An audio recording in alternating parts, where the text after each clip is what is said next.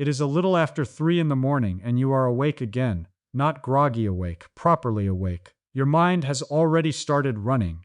Tomorrow, a conversation from last week, a bill. Your body feels warm. And somewhere underneath all of it is the quiet dread of watching the clock crawl toward 5, knowing exactly how tomorrow is going to feel. Now notice what did not happen. Nothing woke you. No noise. No dream you can remember. Nobody moved. And yet something pulled you out of sleep. And it did it at roughly the same hour it did last night, and the night before that. That last part is the strange bit, and it is the part almost nobody stops to think about. Whatever is doing this is running on a schedule. Not on stress, not on noise, not on chance, on a clock. And things that run on a clock inside your body are a fairly short list, which is where cortisol comes in. Cortisol is not simply a stress hormone that shows up when something goes wrong. It runs on a daily rhythm, and that rhythm has a shape. It falls to its lowest point around midnight, then begins climbing through the early hours, so that by the time you wake, there is enough of it in your system to get you upright and moving. That climb is supposed to happen. It is the biological equivalent of a boiler switching on before the household is up. The problem is when the curve rises too early, or too steeply, or from too high a starting point. And in people who describe exactly the sleep you are describing, asleep fine, awake at 3, unable to get back down, researchers have consistently found higher levels of nighttime cortisol than in people who sleep through. Now, I want to be careful here, because a lot of videos on this topic are not. The relationship runs in both directions. Poor sleep raises cortisol, and raised cortisol worsens sleep. Nobody has established that cortisol is the single cause of your 3 a.m. waking, and anybody telling you otherwise is overselling. But it is a real lever, and there are 6 things people take by the spoonful at night that are supposed to move it, some of which have decent evidence behind them, and some of which do not. I have ranked them by how much evidence actually exists, from the weakest to the strongest. And as we go, I am going to tell you the exact amount for each one, because these all get recommended as a tablespoon before bed, and for some of them that is right, and for others it is well off the mark. Getting that part right matters more than which one you pick. Number 1 is a substance most people have never heard of. It costs almost nothing, and the way it works has nothing to do with sedating you. Before we get to any of it, though, there is a question you need to answer first, because for a large number of people over 60, this is not a cortisol problem at all. Frequent night waking after 60 has several very common causes that supplement will touch. The first is sleep apnea. Breathing repeatedly pauses during the night, oxygen drops, and the body wakes you up to restart it. Most people who have it do not know they have it. They simply experience it as unexplained waking. If you snore, if you wake gasping or with a dry mouth, if you are tired all day regardless of hours in bed, or if a partner has ever mentioned that you stop breathing, that is worth investigating properly. Untreated apnea carries real cardiovascular risk. It is not something to manage with a spoonful of anything. The second is your bladder. Getting up to urinate is one of the most common reasons older adults wake at night.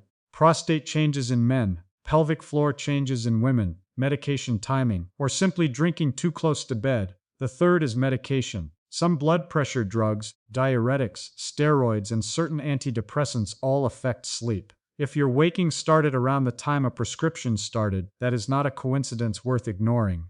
And the fourth is pain, restless legs, or low mood, all of which fragment sleep and all of which have proper treatments. None of that is a reason to stop watching. But if any of it describes you, the conversation to have is with your doctor, not with your kitchen cupboard. If none of it does, and your sleep really does look like a nervous system that will not settle, then let's start at number 6.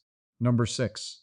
Apple cider vinegar. You will find this recommended everywhere for sleep, usually a tablespoon in water before bed, and usually with an explanation about blood sugar. And I will admit the theory is better than I expected when I went looking. It goes like this. If your blood sugar drops during the night, your body releases cortisol and adrenaline to bring it back up, and that hormonal surge is what wakes you. Vinegar slows the rate at which carbohydrate leaves your stomach and blunts the glucose rise after a meal, so the argument is that steadier evening blood sugar means a steadier night. The blood sugar half of that is real. Vinegar taken with a carbohydrate-containing meal does modestly reduce the glucose response. That has been shown repeatedly, and it is not controversial. The sleep half is where it falls over. I could not find good clinical evidence that apple cider vinegar improves sleep or lowers nighttime cortisol in humans. Every link in that chain is plausible until the last one, and the last one is the only one that matters to you at 3 in the morning. So why include it at all? Because if your night waking really does track with a heavy, carbohydrate-rich late dinner, addressing the meal is sensible, and vinegar is one of the cheapest ways to blunt it. Just know what you are buying. A reasonable theory, not a demonstrated result. Take it diluted, always, a tablespoon in a full glass of water, through a straw if you can, because undiluted vinegar erodes tooth enamel and irritates the esophagus. If you have reflux, skip it entirely. It commonly makes it worse. That is the weakest evidence on the list. The next one has a cleverer theory behind it, and unfortunately the same missing link, number 5.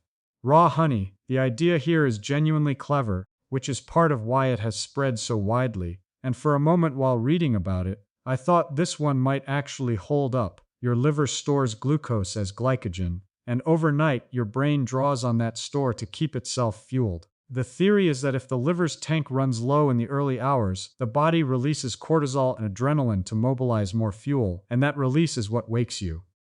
A spoonful of honey before bed, the argument goes, tops up the liver specifically because the fructose in honey is preferentially routed there. Notice how specific that is. It is not honey is soothing. It names an organ, a storage molecule, a hormone, and a time of night. That specificity is exactly what makes it convincing, and the underlying physiology is real. The liver does store glycogen, the brain does draw on it overnight, and fructose is preferentially handled by the liver. But the claim that a tablespoon of honey before bed prevents nighttime waking is where it runs out.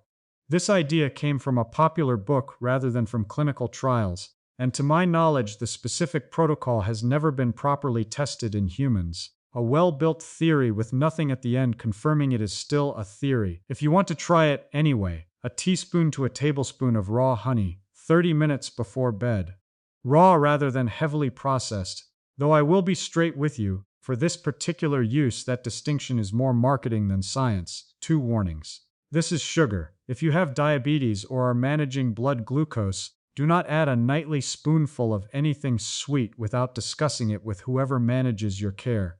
And honey should never be given to infants under 1 year for entirely separate and very serious reasons. That is the bottom half of the ranking, 2 plausible theories with nothing tested at the end of them. From here, the evidence starts getting real. Number 4.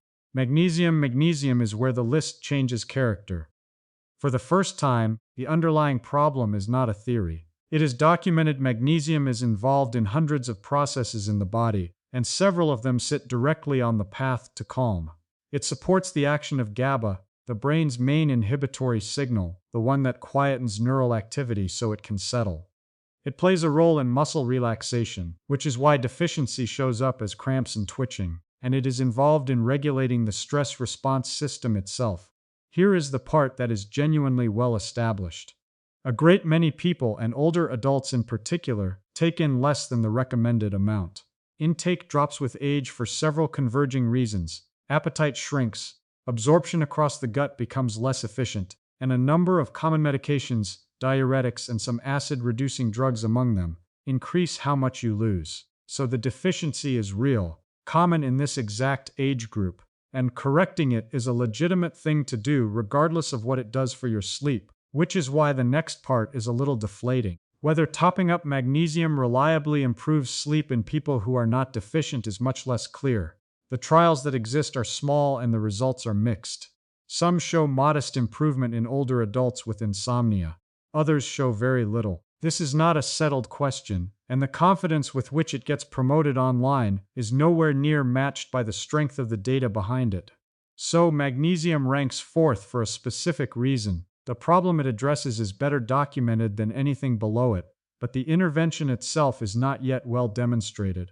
Real problem, uncertain fix. The form matters more than most people realize, and this is where money gets wasted. Magnesium oxide is the cheapest and by far the most common on shelves. It is also poorly absorbed, and its main practical effect is as a laxative. Magnesium glycinate or citrate are absorbed considerably better. Glycinate in particular is worth noting, and you will see exactly why when we get to number 1. Now, the amount. Magnesium is one where the spoon is not the right measure. Typical supplemental doses sit around 200 to 400 milligrams of elemental magnesium, taken an hour or two before bed, a capsule or a small scoop, not a tablespoon. And one serious caution: if you have reduced kidney function, magnesium can accumulate to dangerous levels, because clearing the excess is your kidney's job. Do not supplement it without medical advice if that applies to you.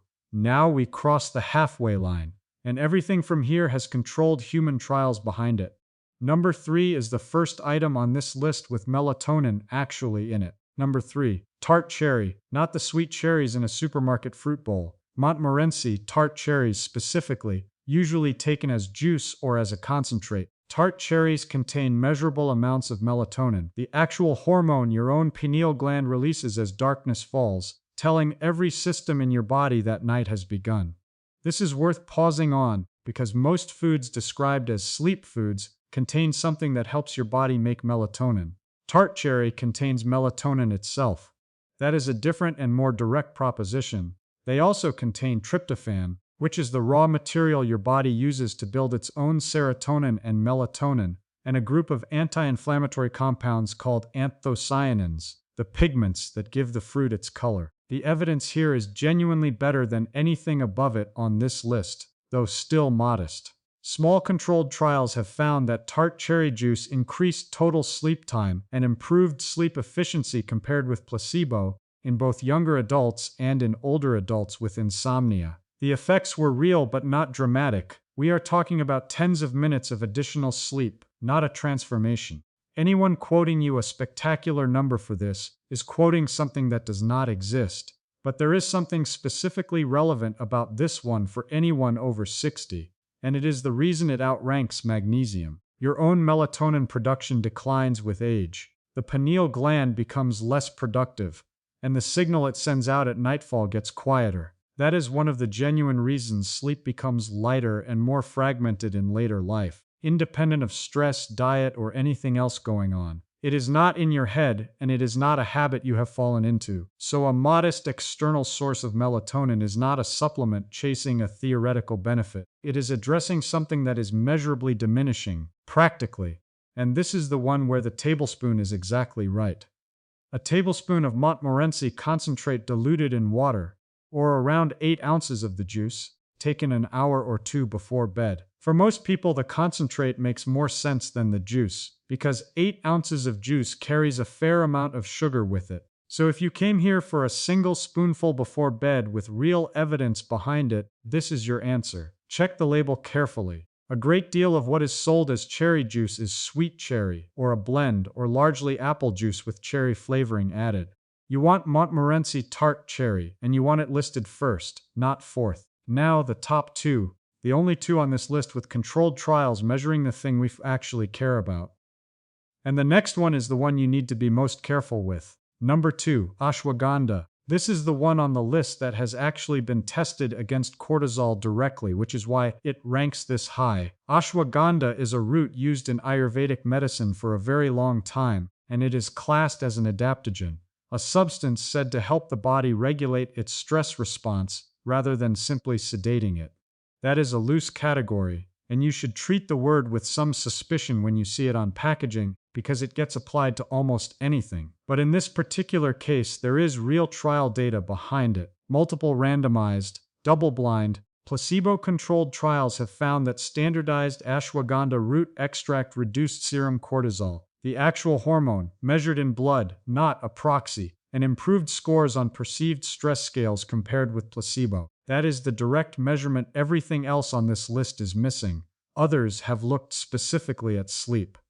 One double-blind trial in patients with insomnia and anxiety found improvements in how long it took to fall asleep, in sleep efficiency, and in sleep quality over 10 weeks, measured with actigraphy rather than just questionnaires. That is a meaningfully stronger evidence base than honey or vinegar.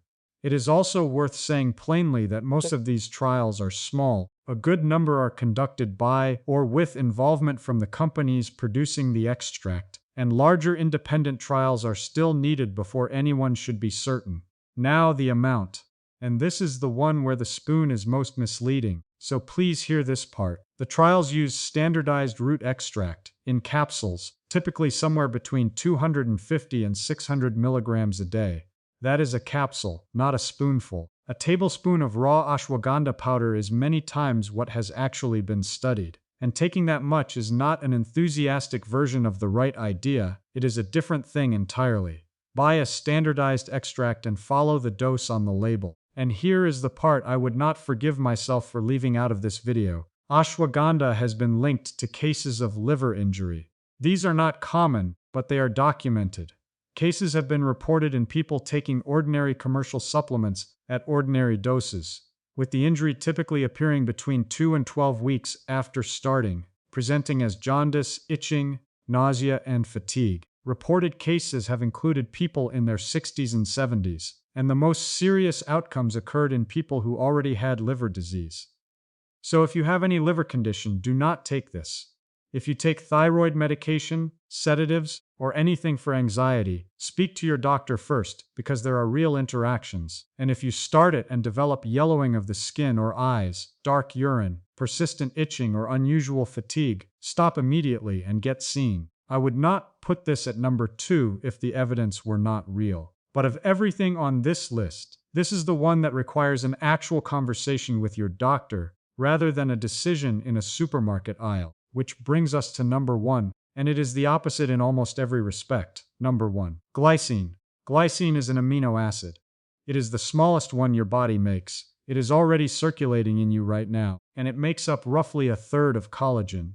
It is not a drug, it is not a sedative, and it costs very little. Before I explain why it ranks first, look back at what the other 5 were doing. Vinegar and honey were both aimed at overnight blood sugar. Magnesium works on inhibitory signaling, quieting the nervous system. Tart Cherry supplies the darkness hormone. Ashwagandha acts on the stress response system. 5 different substances, and underneath them essentially 2 ideas. Calm the system down, or fuel it better. Glycine does neither. It works on temperature. Your core body temperature has to fall for sleep to begin properly. That drop is one of the primary physical signals that initiates sleep, and it happens through a specific mechanism. The small blood vessels in your hands and feet open up, blood moves toward the surface, and heat radiates away. That is why warm feet help you fall asleep. It sounds like folklore. It is actually thermodynamics. If your core stays too warm too late, that signal is weak. And lying awake at 3 in the morning feeling hot, kicking a leg out from under the covers,